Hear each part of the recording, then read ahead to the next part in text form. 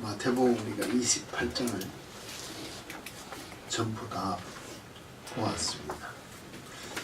예수 그리스도께서 죽으셨다가 부활하시고 이제 우리에게 마지막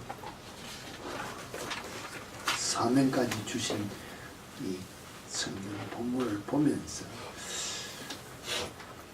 우리는 오늘 어떻게 이 부활에 동참을 한다 그럴까? 어떻게 생각하라고 있는지 우리가 한번 우리 자신을 다시 한번 더 말씀을 통하여 점검하는 시간이 되어지기를 바랍니다.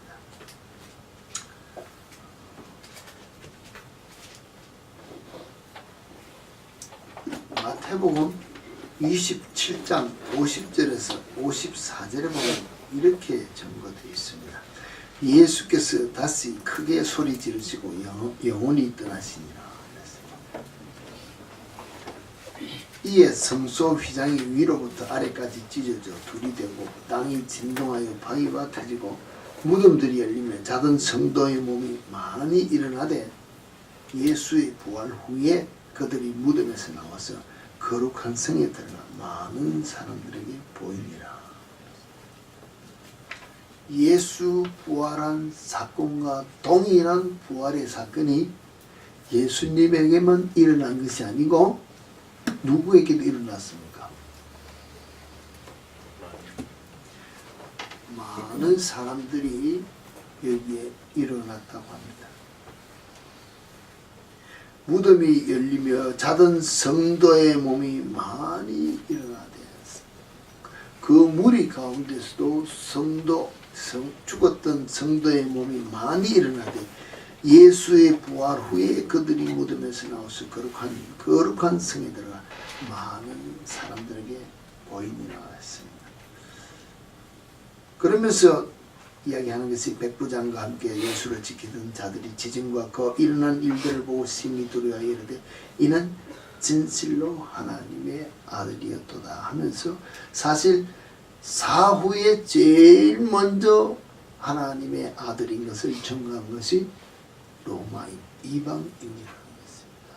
이방인 백부장이 와 죽는 모습만 봐도 이 진짜 하나님의 아들이었구나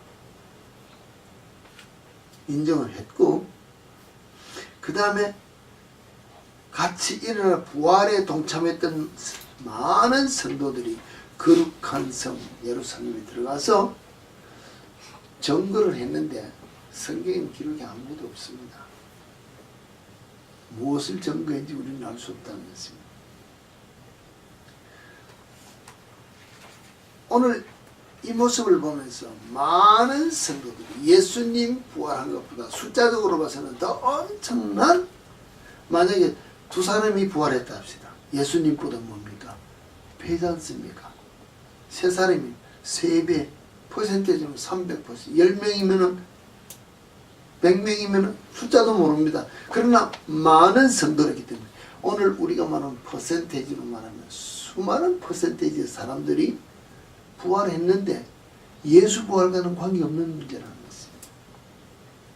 오늘 우리가 부활에 가장 초점을 두는 것은 예수와 나와의 연관된 예수의 부활이 내 삶 속에 연관이 되어야 나와 주님과의 관계가 바로 된다는 것입니다. 이 문제를 생각하면서 제가 제목을 한번 여러분들에게 말씀을 드려본다면 부활에 동참할 자의 자격은 과연 누가 부활에 동참할 수 있느냐는 것입니다. 죽었다는 것이 무엇을 이야기하느냐? 죽었다는 것이 사실은 부활의 완전한 증거는 무엇을 놓고 이야기합니까? 부활했다는 이 말 자체는 무엇을 전제로 합니까? 죽었다는 것이 전제되어야 부활을 이야기할 수 있다는 것입니다. 죽었다는 것 자체는 죽어야 살아나는 것이고 죽었다 살아나는 것을 우리가 부활한다는 것을 말로는 이론은 다 알고 있습니다. 그럼 내가 예수의 부활에 동참하려면 내가 지금 무슨 자격이 있어야 부활에 동참할 수 있느냐? 나는 무슨 자격이 있어야 부활에 동참을 하느냐는 있어요. 무슨 자격? 그럼 내가 죽었냐? 내가 죽었냐? 내가 죽었느냐? 내가 지금 죽지 않냐고 부활에 동참하겠다. 이 말이 맞느냐는 것입니다. 그럼 우리는 뭘 생각하면 그렇지, 우리는 언젠가는 죽을 것이고 죽었다가 다시 부활한다는 것 자체는 예수님이 2000년 전에 한 모형으로 죽으셨다가 살아나신 그 부활을 보고 이야기한다면 우리도 언젠가는 죽을 때 60을 살든지 70, 80, 90, 100살을 살다가 죽고 난 후에 부활할 때 그때 부활체로 예수님의 모습으로 부활되어서 예수님과 연관되겠지, 이렇게 우리가 생각을 하고 신앙생활을 한다면은 우리가 무엇인가 좀 신앙생활에는 잘못된 모습이 우리 속에 있지 않느냐. 어떻습니까? 제가 이야기하는 것이 틀렸다고 생각합니까? 맞습니까? 왜 어떤 내용으로 맞다고 이야기합니까? 설명하기는 곤란하고 물으니까 맞는 것 같고. 금요일날 저녁에 고난주간에 우리가 생각했습니다. 예수님이 어떤 죽음을 죽으셨다 그랬습니까? 어떤 죽음? 완전한 사역의 죽음을 했습니다. 십자가에서 죽으실 때 완전한 사역으로 죽으셨다. 어떤 내용으로? 이사야서의 예언된 내용으로 죽었다.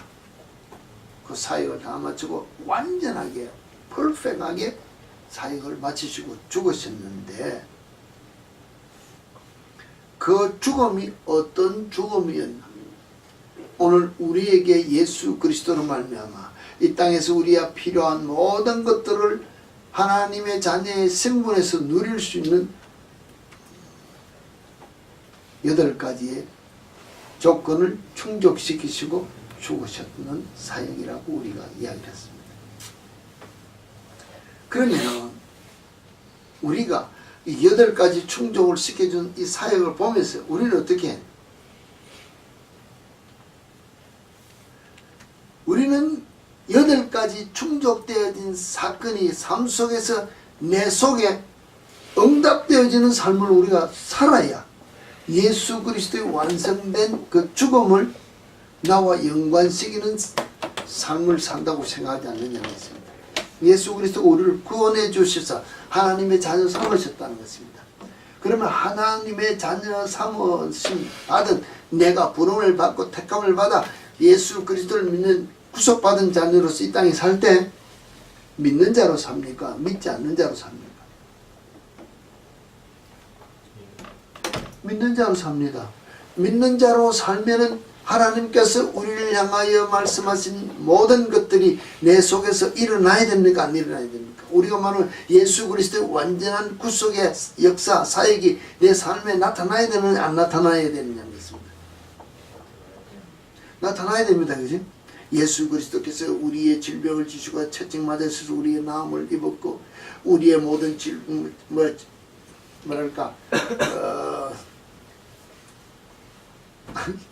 질고를 지시고 병을 고치신 것처럼 우리의 모든 수치와 가난과 저주와 모든 것들 다 해결했다 그랬습니다. 그럼 거기서부터 노임을 받아야 되지 않습니까? 노임을 받는다는 것 자체는 예수 그리스도의 죽음에 내가 못합니까? 동참되는 죽음이 내 속에 있어야 예수 그리스도의 완전한 사역이 나의 사역으로 내 속에서 예수 그리스도의 삶이 나타난다고 해야 되는데 나는 죽지 아니하고 예수 그리스도의 완전한 사역만 내 것으로 받아들인다면은 온전한 모습이 되겠느냐? 구속받은 자의 삶이 내 속에서 나타나겠느냐? 아니라는 것입니다. 고린도전서 15장 31절에 보면 바울이 이렇게 고백했습니다. 형제들아, 내가 그리스도 예수 우리 주 안에서 가진 바 너희에게 대한 나의 자랑을 두고 단언하노니 나는 날마다 죽는 날마다 죽는 게 뭡니까? 예수님은 한 번 죽으셨습니다. 한 번에 다 이루었습니다. 근데 바울은 왜 날마다 죽어야 되냐? 날마다. 왜 날마다 죽어야 돼?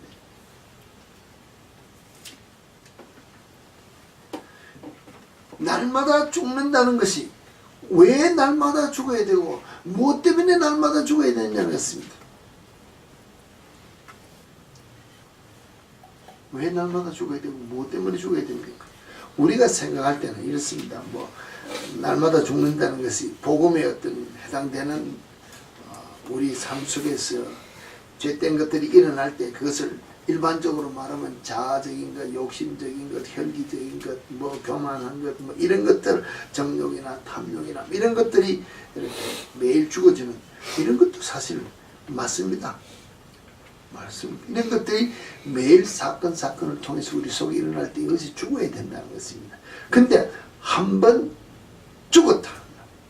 예수 그리스도는 완전하게 죽으셔가지고 완전하게 다 이루셨는데 우리는 한 번 내가 오늘 결단해서 은혜 받았습니다. 말씀을 통하여 기도하여 성령의 역사하심으로 내가 지금 은혜와 눈물을 흘리고 얘기하고 이제 뭐 우리가 좀 더 나간다면 각양의 은사 모든 것들을 받은 것 같아가지고 막 다 보고 들으니까는 다 된 것 같아서 지금 내가 다 됐으니까 내가 결단하고 죽은 것이 죽은 것 같이 다 된 것으로 생각하면서 우리는 생각할 때가 있지 않느냐는 것입니다. 그러면서 내가 삶 속에서 은혜 받기 이전에 일어나고 행하였던 그 모든 삶이 은혜 받았음으로 말미암아 다 씻음받고 용서받고 죄된 것이 없는 것으로 착각하면서 은혜 받기 이전의 삶을 그대로 행하고 있다. 우리가 우리 자신을 돌이켜 보아야 된다고 지금 이 시간 말하고 있다. 내가 내 삶 속에서 일어나는 일을 가지고 여러분들에게 예를 들어서 많이 이야기를 합니다. 아직까지도 제가 여러분들에게 이 텃밭의 내용을 여러분들이 다 알고 있습니다. 아직도 지금 4월 중순이 지금 말이 다 됐는데도 텃밭을 다 못 읽었다는 것입니다. 잡초를 다 못 뽑았다는 것입니다. 제가 계획하기는 작년 연말에 다 추수하고 이렇게 뿌리와 모든 잡초를 제거하면서 겨울에 일어난 잡초를 그냥 중간중간 제거하고 뭐 머리는 계획이 되어 있었습니다. 하다가 문득 생각이 난 것이 예전에 한국에서 어릴 때 한번 시골에 가보면은 뭐랄까 밭일을 하고 논일을 마치고 나면은 소가 이렇게 쟁기를 놓고 땅을 이렇게 뒤집어 놓습니다. 뒤집어 놓으면은 거기에 있던 모든 그 벼이사 뿌리들이 다 뒤집어지고 되는 걸 봄에 이제 농부들이 우리 한국 경상도 사투리는 곰배라 그러는데 흙덩이를 깨는 걸 가지고 깨면서 다시 이제 물을 넣고 이렇게 뭐랄까 벼를 심기 위해 준비할 때 모든 잡초들을 죽는 것을 생각을 해가지고 그 다음에 또 일반적으로 흙을 뒤집으면은 잡초가 다 죽는 줄 알고 제가 열심히 삽질을 해서 흙을 그 많은 잡초를 뜯어내기 힘드니까 뒤집었습니다. 왜 뒤집었을까요? 당연히 잡초가 죽을 줄 알고 뒤집었다는 것입니다. 한동안은 뒤집혀진 그 속에서는 잡초가 없으니까 다 죽었으니까 아무런 모양새가 없는 것 같은데 여러분 아시다시피 이번 겨울은 비가 거의 없지 않습니까? 그래도 스프링클러 돌아가는 물에 잡초가 자라나는데 지금 제가 몇 달째 일하니까 물론 매일 하는 것은 아닙니다. 시간을 내서 하지만 뒤집어 보면 뒤집혀진 그 잡초가 살아서 더 어렵게 더 힘들게 지금 밭에서 뿌리를 내렸기 때문에 내가 하는 일이 배도 더 힘든다면서 내가 왜 이 이야기를 하는가 하면 얼마 전에도 어떤 분이 저희 집에 오셨어요. 일하는 것을 보면서 이야기를 하더니 자기 집에는 그냥 잡초가 나면 호미로 한번 땅을 이렇게 하면은 잡초가 다 죽는다는 것입니다. 아니 목사님 그냥 우리는 호미 한 번만 이렇게 하면 되는데 왜 목사님이 그렇게 힘들어서 일합니까? 왜 그렇게 일을 할까요? 흙은 다 흙인 것 같고 밭은 다 똑같은 밭인 겁니다. 제가 여러분들에게 뱃속에서 해마다 심었던 터와 새로 일구은 터가 같은 땅 안에 흙이 다르다는 것입니다. 흙이 다른데 제가 지금 힘써서 지금 일하는 이 흙은 완전히 한국말로 진흙탕입니다. 진흙탕에 뿌리가 깊이 들어갔기 때문에 뿌리를 삽질해서 들어 올려도 이 뿌리가 물고 있는 흙이 떨어져 나가지 않는다는 것입니다. 그래서 뿌리의 어떤 한 부분이 이렇게 툭툭 털어서 그냥 뚝 떨어졌습니다. 잡초라는 게 참 얼마나 억센지 그게 다시 씨가 돼서 또 자라난다는 것입니다. 정결하게 깨끗하게 뿌리를 완전히 털어서 없애지 아니하면 뒤집어서 다시 더 묻게 되면 더 깊은 데서 뿌리가 돼서 자라나는 그 잡초를 보면서 오늘 내가 여러분들에게 내 마음밭이 내가 지금 진짜 어릴 때부터라든지 아니면 은혜 받고부터 내가 내 마음밭을 말씀에 비추어 성령의 도움으로 매일 갈고 닦아서 제가 우리 한쪽 텃밭을 벌써 10년 이상 갈고 닦아서 저기서 많이 흙이 부드러워진 것을 여러분이 보시지 않습니까? 그처럼 내가 매일 내 마음밭을 말씀에 비추어 기도로 눈물로 말씀 은혜 받아서 뒤집고 뒤집어서 흙이 부드러워지는 이런 마음밭이 되면은 세상의 잡것들이 여러 가지 잡초로 내 생각으로 무엇으로 들어오는 모든 죄된 것들이 있을 때 뽑아내면은 그냥 한 번만 내가 주여 하고 결단만 해도 잡초가 빨리 죽습니다. 잘 떨어져 나간다는 것입니다. 그런데 무디고 각성고 내 자아 내 본질 내 우리가 이게 은혜 안에 내 자신의 마음밭을 그렇게 가꾸지 못한 정말로 뻘과 같은 진흙탕과 같은 이 마음밭을 한번 은혜 받았다고 주여 하고 뒤집었다는 것입니다. 다 된 것 같은데 내 속에 있는 모든 성품을 일일이 뽑아서 다 죽이지 아니하고 한번 뒤집고 나니까는 조금 있다 사건을 만나서 내 속에서 일어나는 성품은 더 더럽더라는 것입니다. 오늘 아침에도 이 목사님하고 한바탕 한 것은 아니지만 다투었다는 것입니다. 다투어서 다툰 것이 아니고 이해를 못 해준다는 것입니다. 왜 이해를 못 해주느냐? 아픈 사람의 진정한 마음을 못 알아주었다는 것입니다. 사실 못 알아준 게 맞습니다. 왜? 여러분들은 어떻게 보실란지 몰라도 저희들이 툭닥거리고 한 번씩 이야기합니다. 왜? 서로가 서로를 위해서 잘해준다는 게 내가 내 나름대로 잘해주는 것이고 본인은 이 목사님이 그런 대로 자기의 최선을 인내하면서 내게 조금씩 보여주기 때문에 조금씩 보여주던 그것보다 조금 더 오픈해서 아픈 마음을 보여주면 내가 보지 못하는 부분이 나오기 때문에 내가 이해가 되지 않으니까 또 불편하다는 서로 불편하다는 것입니다. 이게 이해해 주려고 덮어주려고 서로 자신을 억누르면서 이야기하다가 어느 부분이 조금 오픈되면 이해가 되지 않아서 내 속에 일어나는 것들이 부딪히니까는 왜 안 하던 일을 하느냐? 내가 이해되지 못하는 것 같다. 지금까지 습관을 놓고 이야기할 때 이해되는 것 때문에 지금까지를 놓고 이야기하지만 사실은 지금까지를 놓고 이야기하는 것이 아니고 그 이전의 모든 상황을 우리가 뭐랄까 이해하고 봐야 되는데 그 부분이 이해가 되지 않는다는 것입니다. 정말로 내가 내 마음밭을 날마다 일군다고 하면서도 어느 기준을 놓고 마음밭을 일군다면 지금 내게 일어나는 이 환경에만 맞도록 내가 마음밭을 늘 가꾸었다는 것입니다. 그러다가 조금 더 오픈된 다른 문제가 내게 툭 들어오면 내가 또 부딪혀서 마음밭을 일구지 못하기 때문에 또 툭닥거리는 이 모습을 보면서 우리는 죽을 때까지 바울의 고백과 같이 죽을 때까지 날마다 죽어지는 모습으로 내 마음밭을 가꾸고 내가 그것을 훈련하지 않으면 우리는 죽지 않는다는 것입니다. 죽은 모습으로 주님 앞에 설 수 없다는 것입니다. 죽어야 된다는 이 모든 내용들이 사실 한 번 결단해서 죽어지는 모양 같으면 왜 이렇게 바울이 날마다 죽는다 그랬을까요? 바울이 다메섹 선사에서 주님을 만나는 그 순간에 완전히 죽었다 새로운 모습으로 태어났다 했으면 예수 그리스도의 온전한 모습과 같이 변해되어 있다는 그렇지는 못했다는 것입니다.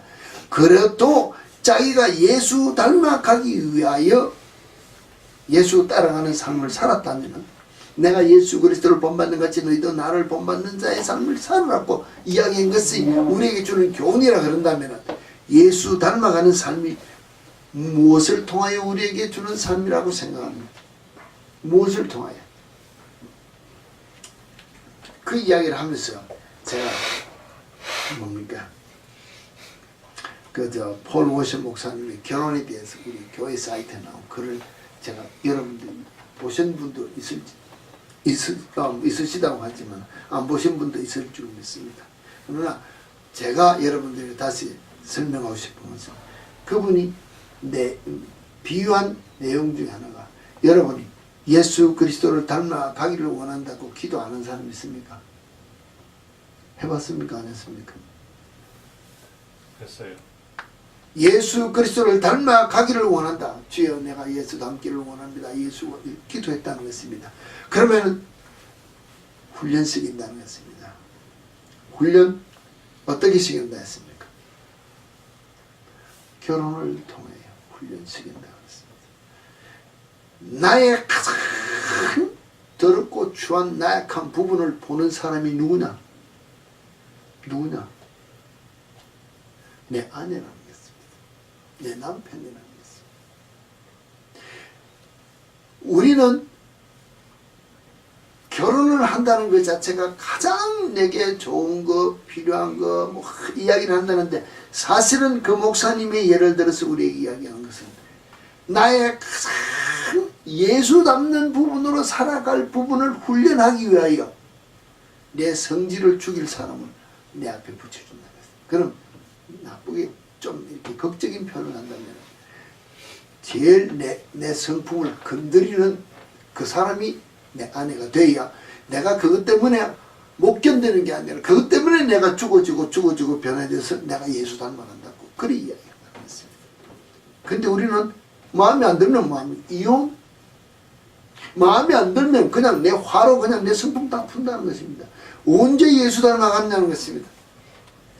내가 예수 닮아가기를 원해서 예수 믿을 때부터 은혜 받고 그렇게 기도했지 않냐. 그러면은 내게 제일 맞지 않냐고 너를 건드려서 매일 아침 저녁으로 신경질 나게 만들게 하는 아내를 주고 남편을 준다. 그를 통해서 내가 죽어주고 편해지고 정말로 예수 닮아가는 성품으로 되게 하시고자 결혼식입니다. 이해가 됩니까? 우린 전혀 다른 모습으로 결혼에 대한 이상을 했는데 그 목사님이 그와 같은 것을 놓고 이야기하면서 전체적인 중에서 한 부분을 놓고 이야기를 했는데 오늘 제가 여러분을 놓고 이야기합니다. 내가 예수 그리스도와 함께 예수의 신부라고 우리 얘기했습니다. 신랑 되신 예수와 신부된 우리의 모습으로 예수 신랑 닮아가는 삶을 사되 어떤 예수? 부활의 예수를 우리가 닮아가기를 원하지 않습니까? 그럼 그 부활의 예수를 담기 위해서 우리가 예수가 완전한 사역으로 죽으셨던 그 죽음에 우리를 동참시키게 하시고자 죽으셨다면 내가 그 완전한 죽음에 이를 때까지 사실은 매일 훈련한다는 것입니다. 이것이 되어져야 사실은 완전한 예수 그리스도의 부활에 내가 동참되어지는 그리스도인이 될 수 있다. 이것이 되지 않으면 정말로 예수 그리스도의 그 모든 그 완전한 사역에 내가 함께 동참되어지는 죽음이 내 속에 일어나는 삶이 아니면 내가 예수 그리스도의 온전한 부활의 사역에 내가 동참되어질 수 없다. 이 결론이 우리 속에 있어야 됩니다. 이 결론이 있는 사람이 곧 무엇입니까? 부활에 참여할 수 있는 자격을 갖춘 그리스도인이라는 것입니다. 제가 제 자신을 놓고 이러겠습니다. 제가 아무리 내가 내 마음에 내가 생각하는 이상으로 내 아내를 위해서 나는 내 나름대로 한 번 하는 것보다 두 번 하는 거고 이거보다 내 나름대로 최선을 다해도 마음에 안 들면은, 아내가 마음에 안 들면 뭡니까? 무효지 않습니까? 근데 무효라고 생각을 안 하는 게 나라는 것이, 나는 뭐라고 생각합니까? 마음 이만해지면 됐지, 나보다 다 저렇다면 이걸 나를 나타낸다는 것입니다. 남자들 안 그렇습니까? 이만하면 됐지, 내 마음에 더 어떠해. 아내분들도 마찬가지일 수 있다. 그러면 주님이 원하시는 삶을 살지 아니하고 내가 이만하면 되겠지, 뭐 나보다 더 잘 믿는 사람 어딨냐, 나보다 주를 위해 충성한 사람 어딨냐, 이런 결론을 가지고 내가 주님 앞에 서 있다면은, 결론은 제가 이야기합니다. 부활에 동참할 자격이 없다는 것을 이야기합니다. 내 자격이 아니라 누구의 기준에? 주님께서 우리에게 준 기준을 보시고 거기에 맞도록 결단하며 따라갈 수 있는 신앙의 결단이 내 속에 일어날 때 완전한 부활에 동참할 수 있는 그리스도인이 된다. 우리 힘으로서는 할 수 없습니다. 왜? 내가 생각돼서 내 기준으로 살면 내 힘이 나오기 때문에 이 힘으로서는 안 된다는 것입니다. 어떤 기준으로? 내가 죽어지고 내 생명 속에서 나를 다 뽑아낼 때 주께서 우리에게 주신 바 주의 능력, 하나님의 능력, 성령의 힘으로, 성령께서 도우시는 그 능력으로 예수 닮아갈 수 있는 삶이 내 속에서 나올 수 있다는 것입니다. 이 삶을 살기 위하여 우리 자신을 날마다 말씀에 비추어 내어놓고 죽이고, 어떤 성품들이, 어떤 문제들이 내 속에 일어날 때 나를 끄집어내는 것이 아니라 한 번 더 숨을 죽이고 내 속에서 역사하시고 내 속에서 나를 일깨워주시는 성령의 이끌림을 받아 나를 죽이고 주 예수께서 나를 다스리는, 성령님이 나를 다스리는 대로 순종하며 살아가기를 위해 힘쓸 때 곧 부활에 동참할 수 있는 내 삶이 되어지고, 이 삶이 내 속에서 나타날 때 주께서 여러분의 삶을 통하여 영광 받으시고자 역사하시는 모든 일들이 일어난다는 것입니다. 이 삶을 사시는 우리 참빛교회 성도 여러분 모두가 되어 주시기를 이 부활의 주일에 다시 한 번 더 주님의 이름으로 축원을 드립니다. 주신 말씀 가지고 우리